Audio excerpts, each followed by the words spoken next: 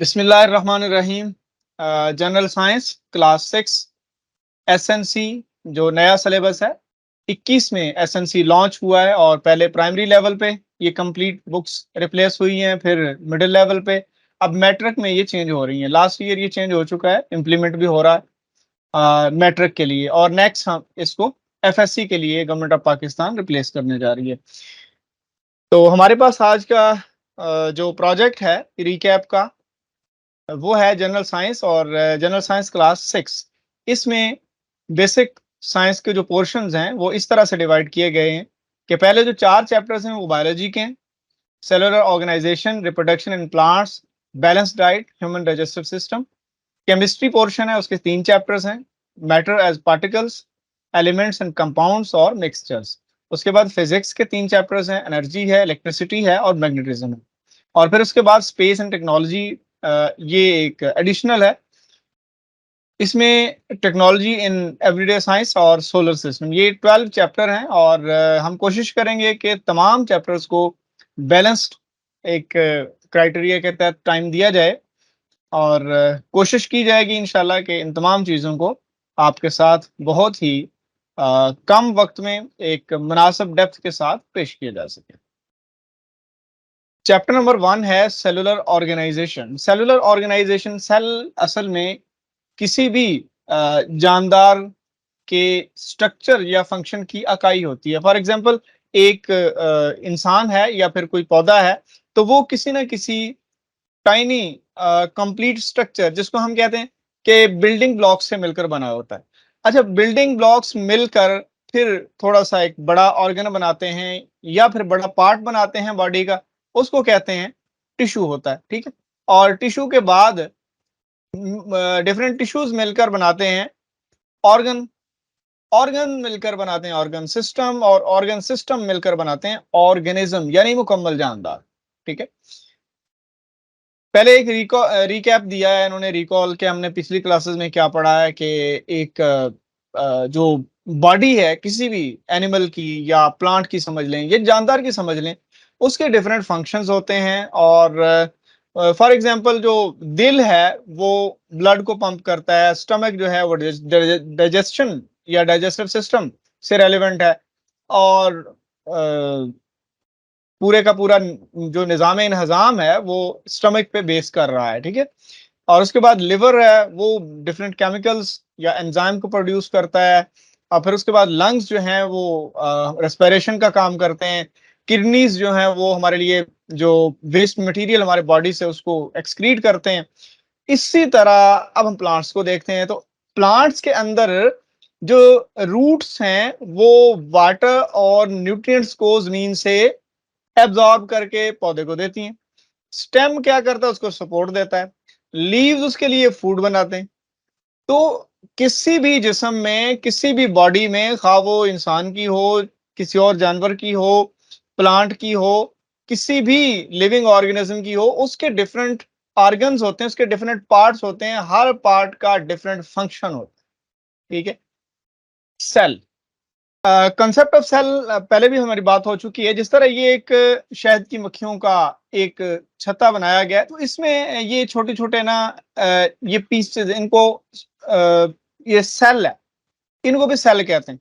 और एक वो सेल होता है जो जेल्स के अंदर होता है कि जी फलां बंदे को फलां सेल में बंद कर दिया गया है, तो वो छोटे छोटे खाने को सेल कहते हैं। ठीक है, अगर कोई बंदा पूछे कि सेल, तो ये रॉबर्ट हुक ने 1665 में उसकी अपनी इजाद करदा जो माइक्रोस्कोप स्कोप थी 1665 में, रॉबर्ट हुक। ठीक है, मैं कोशिश करूंगा उर्दू में लिखने की। अच्छा, इन्होंने सबसे पहले जो कार्क है ना, कार्क, उसका पीस रखा माइक्रोस्कोप के नीचे, उसके लेंस के नीचे, तो वहां पे इस किस्म का एक स्ट्रक्चर नजर आया जिसको उन्होंने सेल का नाम दिया, खाना। ठीक है, इसको बाद में समझा गया, इसके ऊपर स्टडी किया गया। अब इसके अंदर न्यूक्लियस दरियाफ्त किया रॉबर्ट ब्राउन ने, फिर एनिमल सेल जो है वो दरियाफ्त किया गया, फिर प्लांट सेल, शलीडन और शवान की वो थ्योरी मौजूद है। ठीक है, तो ये सारी चीजें आप पढ़ेंगे आहिस्ता आहिस्ता। मेरे यहाँ पे बताने का मकसद ये है कि कहाँ से इस सेल की बहस शुरू हुई। तो बताया गया है कि पौधों में भी होता है और जानवरों में भी होता है। लिहाजा यहाँ पे दोनों यानी एनिमल सेल और प्लांट सेल दोनों का यहाँ पे कंपैरिजन दिया गया है। जो प्लांट सेल होता है उसके अंदर एक तो समझने की बात यह है कि इसके चूंकि सेल से टिश्यू बनते हैं, टिश्यू से ऑर्गन बनते हैं, ये आगे को बात जा रही है। इससे पीछे को अगर हम जाएं तो सेल्स के अंदर छोटे छोटे ऑर्गेनेलीज होते हैं।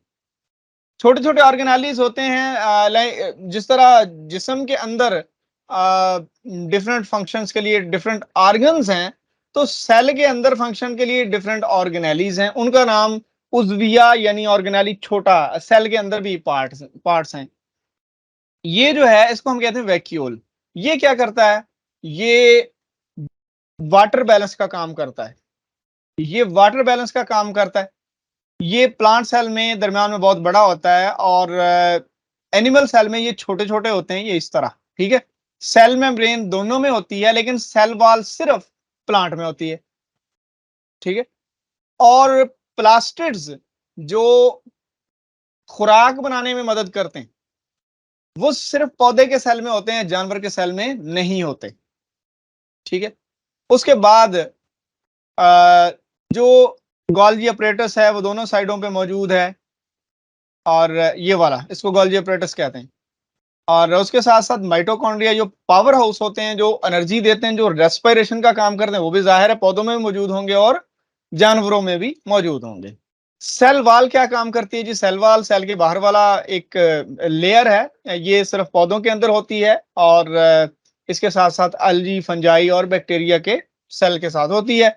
इसके अंदर ये बाकी सारी चीजें होती हैं। ये बाहर एक हिफाजती दीवार है, ये शेप देती है सेल को और सेल को प्रोटेक्शन देती है। ठीक है, सेल मेम्ब्रेन उससे अंदर वाली तय है, यानी अगर एनिमल सेल देख लिया जाए तो ये बाहर वाली सेल वाल प्लांट में तो होती है, एनिमल में तो नहीं। तो इसकी जो आउटर मोस्ट होती है एनिमल्स के अंदर, वो सेल मेम्ब्रेन है। और जब पौधे के सेल की बात करें तो ये सेल वाल हो जाएगी, इसके अंदर वाली जो है वो सेल मेम्ब्रेन होगी। यानी पौधे में सबसे बाहर वाली सेल वाल है और जानवर के सेल में सबसे बाहर वाली सेल मेम्ब्रेन है, क्योंकि सेल वाल एनिमल सेल में होती नहीं। ठीक है, तो इसका काम क्या है? इसने ट्रांसपोर्ट कंट्रोल करनी है, कौन सी चीज सेल के अंदर जाए, कौन सी चीज ना जाए, किस चीज को कंट्रोल करना है। इसका नाम सिलेक्टिवली परमिएबल मेम्ब्रेन है, यानी कुछ चीजों को ये गुजरने देती है और कुछ को रोक लेती है। फॉर एग्जाम्पल, पानी इसके अंदर आ जा सकता है, ठीक है, और बाकी चीजें जो मटेरियल होता है वो नहीं आया जाएगा। या फिर इसके अंदर से कोई चीज बाहर निकलना चाहे तो ये सेल मेम्ब्रेन फटती है और उस चीज को बाहर निकाल देती है। ठीक है, यानी ट्रांसपोर्ट का काम पूरा करती है और अपनी एक नेचुरल सिलेक्शन जो उसकी है उसके अकॉर्डिंग करती है, इसलिए इसको सिलेक्टिवली परमिएबल मेम्ब्रेन भी कहा जाता है। न्यूक्लियस क्या है? न्यूक्लियस जानवर के सेल में भी और पौधे के सेल में भी दरमियान में होता है। ये क्या करता है? ये एक नस्ल से दूसरी नस्ल तक, यानी फादर प्लस मदर, इनसे जो करेक्टर्स होते हैं वो नेक्स्ट जनरेशन में लेके जाती है। जो करेक्टर अब कैसे लेके जाएगी? इस न्यूक्लियस के अंदर धागानुमा साख्तें होती हैं जिनको हम क्रोमोसोम्स कहते हैं। ठीक है, वो क्रोमोसोम जब एक सेल मदर फादर से आता है, एक सेल मदर से आता है, इन सेल्स के अंदर हाफ हाफ तादाद जो है क्रोमोसोम की मौजूद होती है। ये मिलकर एक सेल बनाते हैं जिसको जाइगोट कहते हैं। ये हम रिप्रोडक्शन के चैप्टर में पढ़ेंगे। ठीक है, तो ये वही न्यूक्लियस है जिसके अंदर से ये सारे दागानुमा साख्तें जिनको हम क्रोमोसोम्स कहते हैं, तो ये क्रोमोसोम्स मिलकर एक नया सेल बनाते हैं। ये जो जाइगोट बना है ये तकसीम होता है फिर 2 में, फिर 4 में, फिर 8 में, उसी तरह डबल होता होता होता होता एक पूरा बेबी बन जाता है। तो ये काम सारा न्यूक्लियस करता है। साइटोप्लाज्म क्या करता है? साइटोप्लाज्म कहते हैं कि ये है जी सेल, इस सेल के अंदर ये न्यूक्लियस है, ये वैक्यूल समझ लें और ये माइटोकॉन्ड्रिया समझ लें, ये गोल्गी अपरेटस समझ लें। सेल मेम्ब्रेन से लेकर न्यूक्लियर मेम्ब्रेन यानी न्यूक्लियस की बाहर वाली झिल्ली के दरमियान वाला सारा इलाका, ये वाला जहां पे ये सारे बाहर वाले ऑर्गेनेलीज पड़े हैं, इसको हम साइटोप्लाज्म कहते हैं। ये क्या काम करता है? ये स्पेस देता है और शेप देता है पूरे सेल को, और चीजों को सस्पेंड करके अपनी अपनी जगह पे कायम रखता है। इसके अंदर तीन किस्म की ट्यूब्यूल्स भी पाई जाती हैं, माइक्रोट्यूब्यूल्स, इंटरमीडिएट ट्यूब्यूल्स और माइक्रोफिलामेंट्स। ठीक है, उनका वो स्ट्रक्चर होता है, जिस तरह आप कोई मकान बना रहे हैं तो उसके ऊपर आप सरिया लगाते हैं, या फिर अगर कोई कॉटेज बना रहे हैं तो आप कोई बैम्बूज वगैरह लगा के कर रहे होते हैं ना, उसका स्ट्रक्चर खड़ा कर रहे होते हैं। तो सेल का जो स्ट्रक्चर है वो साइटोप्लाज्म के अंदर तीन किस्म की ट्यूब्यूल्स ने बनाया हुआ होता है। अब क्लोरोप्लास्ट क्या है? क्लोरोप्लास्ट वो पिगमेंट है या वो एक पार्ट है सेल का जो खुराक बनाने में काम करता है। ठीक है, तो यहां से आपको वाजे हो जाना चाहिए कि ये पौधों में हो सकता है, जानवरों के सेल में नहीं हो सकता। ये देख लें, ये प्लास्टिड्स हैं और ये पौधों के सेल में बताए भी गए हैं। ठीक, ये पता हो गया। इसको तोड़ें तो ये महसूस हो रहे हैं, इसको तोड़ें हर सेल को तो इसके अंदर इस तरह ये पड़े, इसको देखें तो प्लास्टिड्स इस तरह के होते हैं। प्लास्टिड्स, क्लोरोप्लास्ट समझ लें। ठीक, माइटोकॉन्ड्रिया क्या है? माइटोकॉन्ड्रिया पावर हाउस है। आपको पता है जब हम सांस लेते हैं तो एनर्जी बनती है। ठीक है, सांस लेते हैं तो एनर्जी बनती है। पौधा भी सांस लेता है, पौधे में भी सांस लेने के लिए जाहिर है अल्लाह ताला ने वो चीजें, वो साख्तें रखी हुई हैं जिनसे वो सांस लेता है, तो उसका नाम है माइटोकॉन्ड्रिया। अब ये माइटोकॉन्ड्रिया प्लूरल है, माइटोकॉन्ड्रियन ये है सिंगुलर।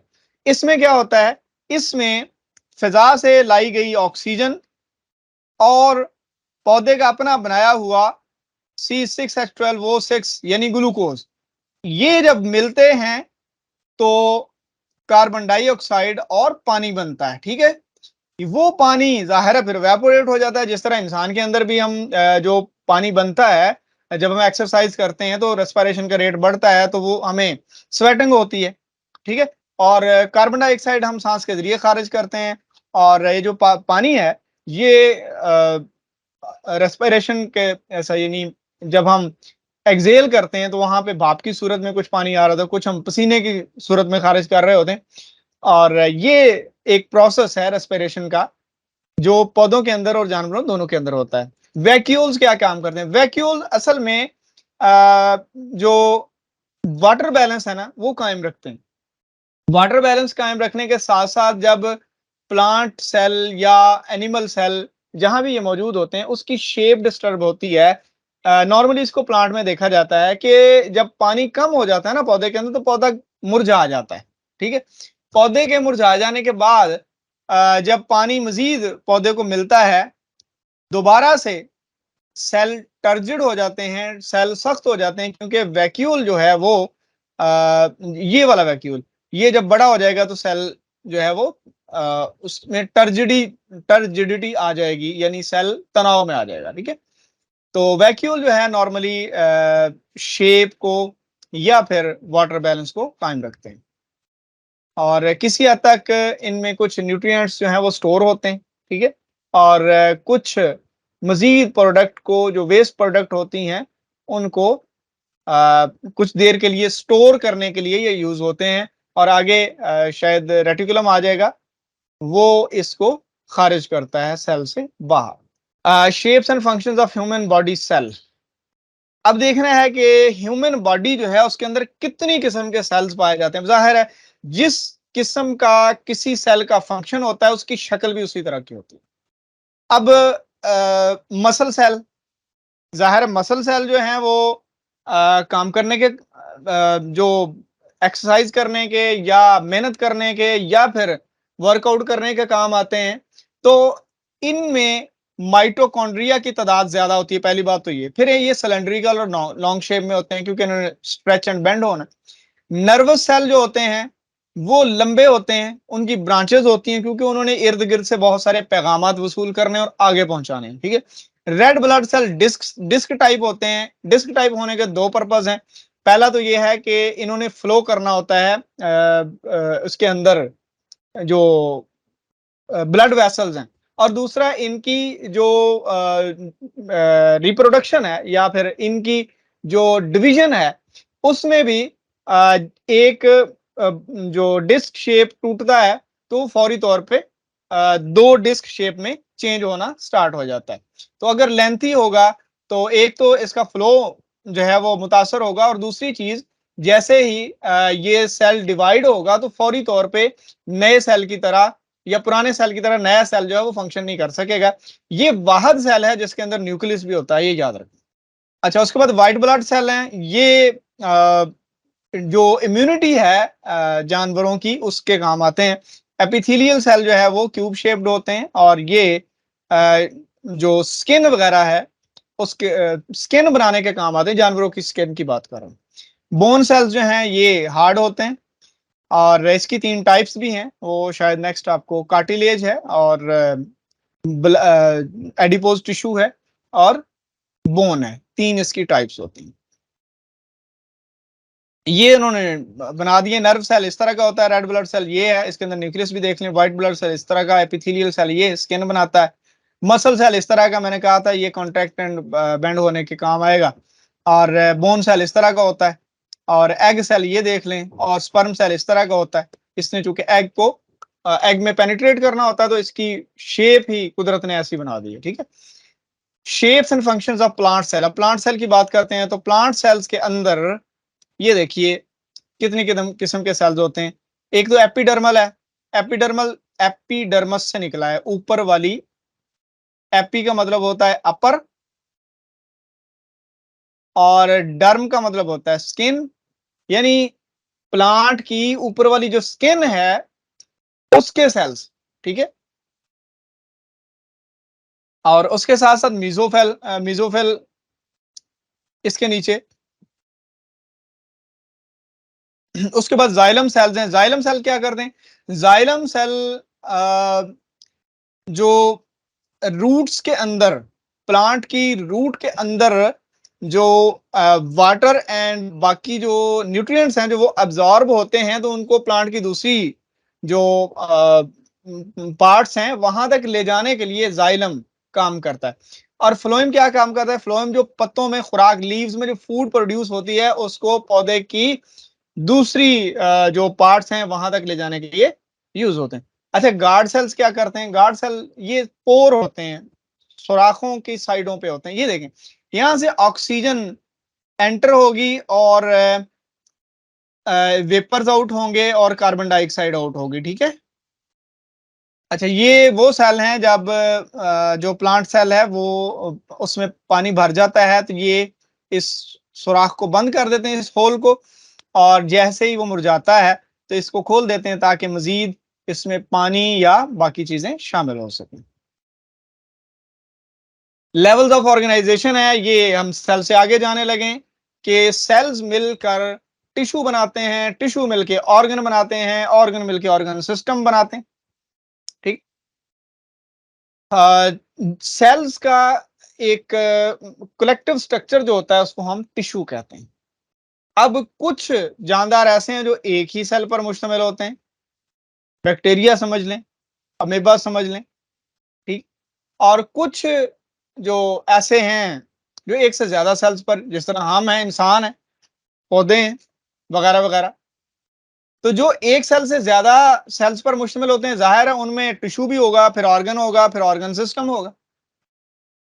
तो सेल के बाद टिश्यू, टिश्यू के बाद ऑर्गन, ऑर्गन के बाद ऑर्गन सिस्टम, और उसके बाद मुकम्मल ऑर्गेनिज्म। इस तरह बने जाएगी। टिश्यूज क्या काम करते हैं? टिश्यूज डिफरेंट टाइप के टिश्यूज होते हैं एक ऑर्गन के अंदर, और मिलके वो एक ऑर्गन बनाते हैं। अब यहाँ पे एक ही काम करने वाले डिफरेंट सेल्स मिलकर जब एक जैसा काम करने लग जाएं तो वो स्ट्रक्चर जो बनता है वो उस कलेक्शन को हम टिश्यू कहते हैं। अब ये यहाँ पे कुछ टिश्यूज की अकसाम दी गई हैं, वही जो एपिडर्मल सेल था, फिर एपिडर्मल टिश्यूज हैं। मीजोफेल सेल था, उनसे टिश्यू बना, वेस्कुलर टाइप, ये वेस्कुलर टिश्यूज जो हैं, वेस्कुलर टिश्यूज में दो किस्म की चीजें होती हैं, जाइलम होता है और इसके साथ फ्लोएम होता है। जाइलम क्या काम करता है, वाटर और न्यूट्रिएंट्स को प्लांट की दूसरी पार्ट्स तक लेके जाता है, दूसरी जगहों पे पहुंचाता है, और फ्लोएम जो है वो फूड ट्रांसपोर्टेशन का काम करता है। एपिथेलियल टिश्यू, ये अब जानवरों की यानी एनिमल्स की बात होने लगी, तो एपिथेलियल सेल से एपिथेलियल टिश्यू बन गया। ये देख लें स्किन के ऊपर, स्किन यही बनाता है। मसल टिश्यूज यानी मसल सेल से फिर मसल टिश्यूज बन गए, इस तरह ये मसल सेल है। कार्डियक यानी दिल के अंदर इस किस्म के सेल होते हैं। स्केलेटल सेल ये हैं और मसल सेल ये प्लेसमेंट इनकी दी गई। नर्वस टिश्यू, नर्व सेल जो है या नर्वस सेल जो है वो मिलकर नर्वस टिश्यू बना रहे हैं। ये देख लें, जो नर्वस टिश्यू है वो नर्वस सेल से मिलकर बनता है, और नर्वस सेल की ये शक्ल देख लें, ये इसका न्यूक्लियस होता है, इस ये वाला न्यूक्लियस, और ये इसकी सेल बॉडी, इसकी एक साइड पे लंबी सारी एक रॉड समझ लें और उसके ऊपर ये शील्ड है, ठीक है। अच्छा, इस लॉन्ग पार्ट को एक्सोन कहते हैं, और ये दूसरी साइड पे जो छोटे छोटे ये ब्रांचेस हैं इनको डेंड्राइट्स कहते हैं, और ये मिलकर आगे फिर अगले सेल बॉडी में अटैच हो जाएंगे, उसका ये एक्सोन है। यानी इनकी शक्ल कुदरत ने इनके फंक्शन के हिसाब से बनाई है। तो ये उसके बाद ब्लड टिश्यूज हैं। ब्लड टिश्यूज क्या करते हैं, ये कनेक्टिव टिश्यूज होते हैं, यानी आपके पूरे जिस्म में चीजों को ट्रांसपोर्ट करने के लिए, ऑक्सीजन को ट्रांसपोर्ट करना हो, फूड को ट्रांसपोर्ट करना हो, या आपने कोई मेडिसिन खाई है, आपको कोई इंजेक्शन लगा है, उसको पूरे जिस्म में ट्रांसपोर्ट करना है, या कोई भी चीज की जो ट्रांसपोर्टेशन है वो ब्लड करता है। इसके लिए, इसलिए ब्लड को कनेक्टिव टिश्यू कहते हैं। ये पूरे जिस्म में एक वाहद चीज है जो जिस्म के यानी बॉडी के अंदर रहते हुए पूरे जिस्म का आपस में राब्ता कायम रखे हुए, ठीक है। इसमें ये देख लें कि व्हाइट ब्लड सेल ये हैं, प्लेटलेट्स ये होते हैं छोटे छोटे, और ये रेड ब्लड सेल हैं। बाकी ये सारा दरमियान में जो है इसको हम प्लाज्मा कहते हैं। इसके साथ फाइब्रिनोजन प्रोटीन भी होती है, वो यहाँ पे मेंशन नहीं की हुई। उसके बाद है जी ऑर्गन एंड ऑर्गन सिस्टम, ये सबसे इंपॉर्टेंट है यहाँ पे, क्योंकि अब हम उन चीजों की तरफ जा रहे हैं जो जिनको हम आंखों से देख सकते हैं। पहले हमने सेल देखा, टिश्यू देखा, उसकी तो हमें उस तरह से आंखों देखी समझ नहीं आ सकती। ऑर्गन एंड ऑर्गन सिस्टम को हम आंखों से समझ सकते हैं। कोई भी जो हायर लेवल के ऑर्गेनिजम्स होते हैं जिनमें टिश्यूज बनते हैं और टिश्यू से ऑर्गन्स बनते हैं, उनको अब हम स्टडी करने जा रहे हैं। तो organs and organ system in plant, तो प्लांट के अंदर जब हम देखते हैं तो रूट है इसकी, ये स्टेम है, ये लीफ है, और ये फ्लावर है। अब इनको हम कहते हैं ऑर्गन। प्लांट के भी ऑर्गन है ना, ये मेजर ऑर्गन लिखे हुए हैं यहां पे, root, stem, leaf and flower, ये डिफरेंट ऑर्गन्स हैं। और इसमें दो सिस्टम बनते हैं। एक सिस्टम है रूट सिस्टम, जिसमें रूट और इसके रूट हेयर्स वगैरह आ जाएंगे। दूसरा है शूट सिस्टम, इसमें स्टेम आएगा, लीफ आएगा और फ्लावर आएगा। दोनों के अंदर वेस्कुलर सिस्टम मौजूद होगा क्योंकि खुराक जो फूड प्रोड्यूस होती है प्लांट्स के लीव्स के अंदर, उन्होंने उस फूड ने रूट्स तक लाजमी जाना है। लिहाजा अपर पोर्शन जो शूट सिस्टम है उसके अंदर भी वेस्कुलर सिस्टम में जाइलम और फ्लोएम दोनों वाटर और न्यूट्रिएंट्स को ट्रांसपोर्ट करने वाले और फूड को ट्रांसपोर्ट करने वाले, ये दोनों एक दूसरे के अपोजिट काम करते हैं। नीचे से रूट से वाटर और न्यूट्रिएंट्स को ऊपर ले जाने वाला जाइलम, और लीफ से प्लांट की दूसरी हिस्सों तक, दूसरे जो उसके अज्जा है वहां तक ले जाने के लिए जो है वो फ्लोएम है, ठीक है। इन दोनों को हम कहते हैं वेस्कुलर बंडल या वेस्कुलर सिस्टम। तो ये दोनों के अंदर यानी शूट सिस्टम में भी मौजूद होता है और रूट सिस्टम में मौजूद होता है। Organ and organ system in human body, ये थोड़ा सा मजीद आपके लिए अंडरस्टैंडेबल होगा, क्योंकि आपको आइडिया थोड़ा सा पहले ही है कि खुराक कहाँ पे डाइजेस्ट होती है आपकी, आप रेस्पिरेट करते हैं, ब्रीदिंग कैसे होती है, आप सोचते हैं तो वो काम आपके किस बॉडी पार्ट में हो रहा है, अगर आप सोचते हैं तो। तो different organ systems such as digestive system, breathing system, blood circulatory system, excretory system consist of different organs work together in human body to keep alive. अब ये देखें जरा, ये माउथ है, यहां से हमने खाना है, जो सबसे आसान काम है। इसके अंदर सलाइवरी ग्लैंड्स हैं, वहां से सलाइवा निकलता है, जो जब हम च्यूइंग कर रहे होते हैं अपनी फूड की, तो वो उसमें मिक्स होता है, तो वहां से उसकी डाइजेशन स्टार्ट हो जाती है। ये ओरल कैविटी अल्लाह ने दी हुई है। ये ओरल कैविटी जो है, ये हमें फूड को च्यू करने का काम आती सॉरी। अच्छा, उसके बाद इसोफेगस है, ये स्टमक का अपर पार्ट है, ऊपर वाली जो नाली है, इसको हम इसोफेगस कहते हैं। उसके बाद ये लिवर दिया गया है, पैंक्रियाज है, इनमें से केमिकल्स निकलते हैं और ये केमिकल्स फूड को डाइजेस्ट करने में काम आते हैं। ये स्टमक है हमारा, इसके अंदर से भी कुछ केमिकल्स निकलते हैं। लार्ज इंटेस्टाइन ये है, इसके अंदर ये स्मॉल इंटेस्टाइन है, ये रेक्टम है और ये एनस, यानी ये पूरे का पूरा बॉडी सिस्टम। अब यहाँ पे साथ ही डाइजेस्टिव सिस्टम ये हो गया और ये यहाँ पे ब्रीदिंग सिस्टम दिया गया। नेजल कैविटी, यहाँ से हमें सांस लेनी है। ट्रेकिया है, यहाँ पे क्या इसोफेगस था, है ना। लंग्स आ गए, लंग्स के अंदर ब्लड आ रहा है और हमारी ये बड़ी नाली दो में तकसीम हो गई, दो लंग्स हैं, वो फिर ब्रोंकियोल्स में छोटे छोटे नालियों में तकसीम हो गई। एंड पे जाके ये, अगर हम इसको इस तरह से करें तो ये नाली जाके आगे बहुत छोटे छोटे बैलून टाइप जो स्पेसेस हैं वहां पे खुलती है, उनको हम कहते हैं एल्वियोलाई।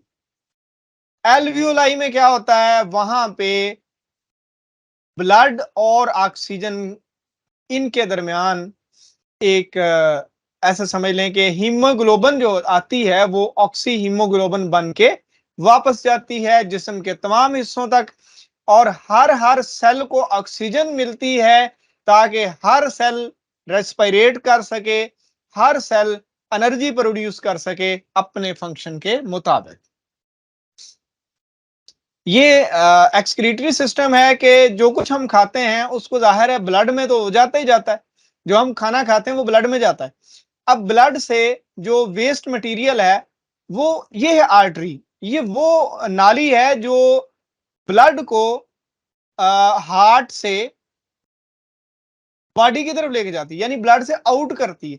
ये आगे इन किडनीज के अंदर, किडनीज ने अपना फिल्ट्रेशन सिस्टम लगाया हुआ है, इसके अंदर एक बाकायदा नेफ्रॉन होते हैं, सेल हैं इसके अंदर, और वो सेल बहुत ज्यादा बारीक छोटी छोटी साख्तों में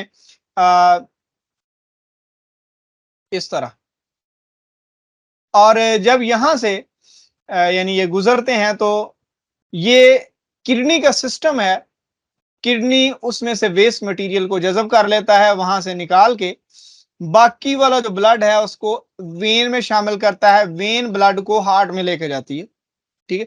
और जो वेस्ट मटेरियल था उसको ये निकाल के यूरिटर में डालता है, यूरिटर से आगे यूरिनरी ब्लैडर है और उसके बाद यूरिथ्रा है। ये एक एक्सक्रीटरी सिस्टम है, इंसान के अंदर पाया जाता है। ब्लड सर्कुलेटरी सिस्टम समझ लें, ये है हमारा हार्ट, इसके 4 खाने होते हैं, ऊपर वाले 2 एट्रियम हो गए, ये वेंट्रिकल हो गए, 4 खाने हैं जी इंसानी दिल के। यहां से ब्लड निकलता है लंग्स, ये देखें, लंग्स से ऑक्सीजन लेके दोबारा वापस आता है और आने के बाद पूरे जिस्म को ये सप्लाई हो रहा है।